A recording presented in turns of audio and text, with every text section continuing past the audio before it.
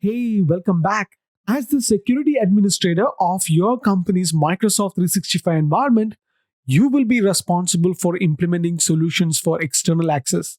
My name is Sushant Sutish, and I'm your trainer for this Microsoft 365 certified Security Administrator Associate course.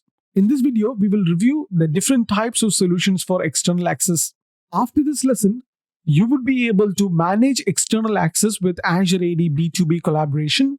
You would be able to explain the difference between Office 365 external access and Azure AD B2B collaboration, and explain the attributes of a collaborative user, and will be able to demonstrate Azure AD B2B collaboration as well. So without wasting any more time, let's get into it.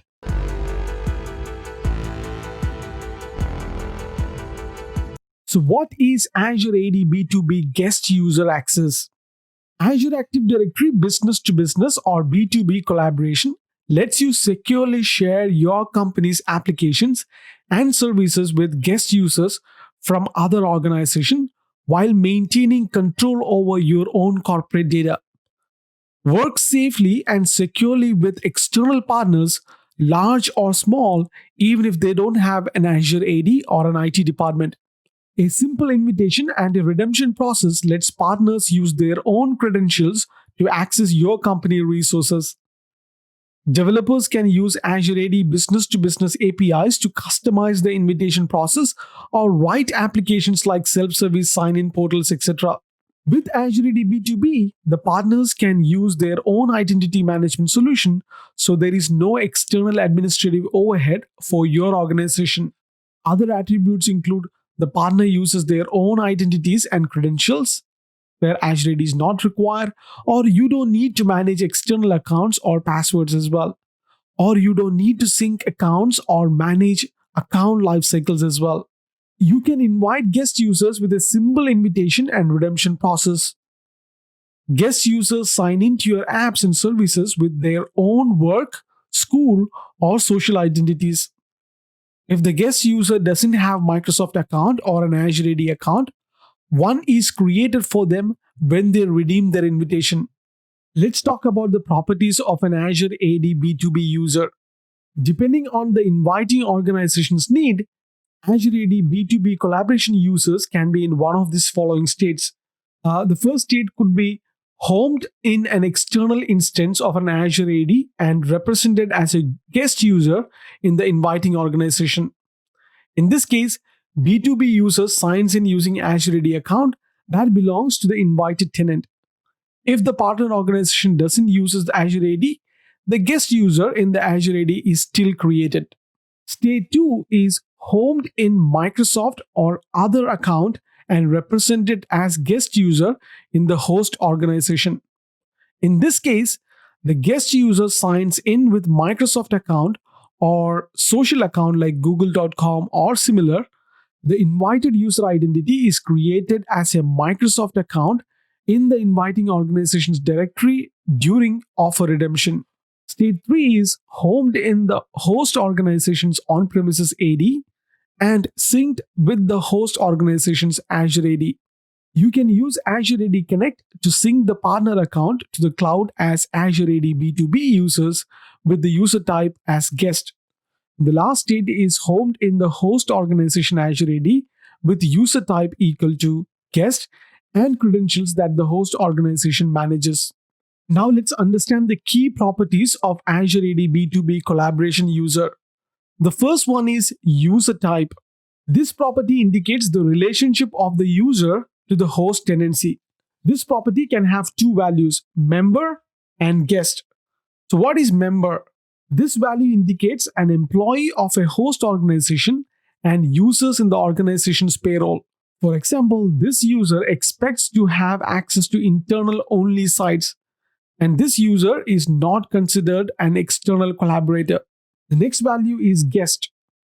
This value indicates a user who isn't considered internal to the company, such as an external collaborator, partner, or customer. Such a user isn't expected to receive a CEO's internal memo or receive company benefits, for example.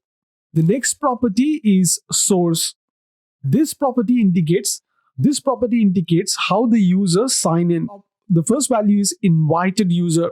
This user has been invited but has not yet redeemed an invitation. The next one is external Azure Active Directory.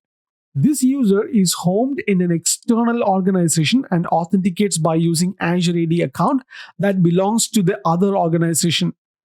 This type of sign-in corresponds to state 1. Another one is Microsoft account. This user is homed in Microsoft account and authenticates by using a Microsoft account. Another type is Windows Server Active Directory. This user is signed in from on-premises Active Directory that belongs to this organization. And the last one is Azure Active Directory. This user authenticates by using Azure AD account that belongs to this organization. External sharing in Office 365, which include OneDrive, SharePoint, Online, Unified Groups, etc., and Azure Active Directory B2B collaboration are technically the same thing. All external sharing except OneDrive and SharePoint Online include guests in Office 365 groups, which they already uses Azure AD B2B collaboration invitation APIs for sharing. So to manage external sharing in OneDrive or SharePoint Online with Azure AD B2B collaboration, set the OneDrive SharePoint Online external sharing settings to allow sharing only with the external users that already exist in your organization's directory. Users can go to externally shared site and pick up from external collaborators that the admin has added. The admin can add the external collaboration through the B2B collaboration invitation APIs. Now let's understand Microsoft Teams external and guest access. First, let's talk about the external access. External access is turned on by default in Teams, which means your organization can communicate with all external domains. The team admin can turn it off or specify which domain to include or exclude. So if you want external users to have access to Teams and channels, guest access might be a better way to go. So what is guest access? You can use guest access to add an individual user to a team where they can chat, call, meet, and collaborate on organization's files stored in SharePoint or OneDrive for Business using Microsoft 365 apps such as Word, Excel, or PowerPoint. A guest user can be given nearly all the same Teams capabilities as a native team member. Alright, so that concludes external access rights. In the next video, we're going to learn about privileged identity management. So I will see you on the next one. Till then, take care.